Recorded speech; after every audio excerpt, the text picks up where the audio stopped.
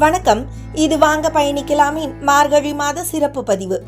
பொதுவாக நம் வீட்டு பெரியவர்கள் இறைவனை வழிபடும் போது நோயினால் அவதிப்படாமல், மனம் நொந்து போகாமல், இறுதி காலத்தில் பாயிலேயே கிடந்து விடாமல் ஒரு ஆரோக்கியமான வாழ்வு வேண்டும் என்றுதான் வேண்டுவார்கள். நம் ஆரோக்கியத்திற்கு பக்க துணையாக இருக்கக்கூடிய மருத்துவத்தின் கடவுளாக போற்றப்படக்கூடியவர்தான் தன்வந்திரி பகவான்.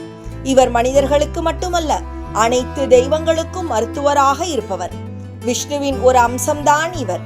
இவரின் அவதாரம் நடந்தது ஐப்பசி மாத கிருஷ்ணபட்ச திரியோதசி நாள். அந்த நாளை தன் திரியோதசி என்றே அழைக்கிறார்கள். 6 மருந்தெனும் அமிர்தத்தை தன் திருக்கரத்தில் ஏந்தியவாறு காட்சி கொடுக்கக்கூடியவர். ஹிமா என்ற அரசருக்கு திருமணமான 4வது நாள் பாம்பு கடித்து இறக்க நேரிடும் என்ற ஒரு சாபம் இருந்தது. சரியாக 4ஆம் நாள் தன் திரியோதசி. இதனால் அவருடைய மனைவி அந்த நாள் தன்வந்திரி பகவானை மனதார பிரார்த்தனை செய்து விரதம் மேற்கொண்டு இரவில் கணவனை சுற்றிலும் ஏராளமான விளக்குகள் ஏற்றி நடுவே ஆபரணங்களையும் வைத்து கணவனுக்கு புராண கதை கூறி தூங்காது பார்த்து கொண்டாளாம். அரசனை தீண்ட வந்த பாம்பு அவரை கொல்லாமல் திரும்பி சென்று விட்டது.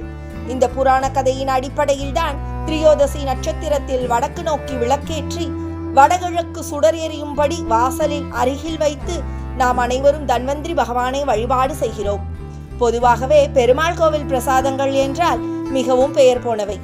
தன்வந்திரி பகவானுக்கு படைக்கப்படக்கூடிய நைவேத்தியமோ மருத்துவ குணங்கள் நிறைந்தது. நெய், சுக்கு, திப்பிலி, மிளகு, வெல்லம் போன்ற பொருட்களுடன் வீரியமிக்க மூலிகைகள் கலந்து தன்வந்திரி லேகியம் தயாரிக்கப்பட்டு அதுவே பிரசாதமாக தரப்படுகிறது. நோயற்ற வாழ்வே குறைவற்ற செல்வம். தன்வந்திரி பகவானை வணங்கி வாழ்வில் ஆரோக்கியம் பெறுவோம்.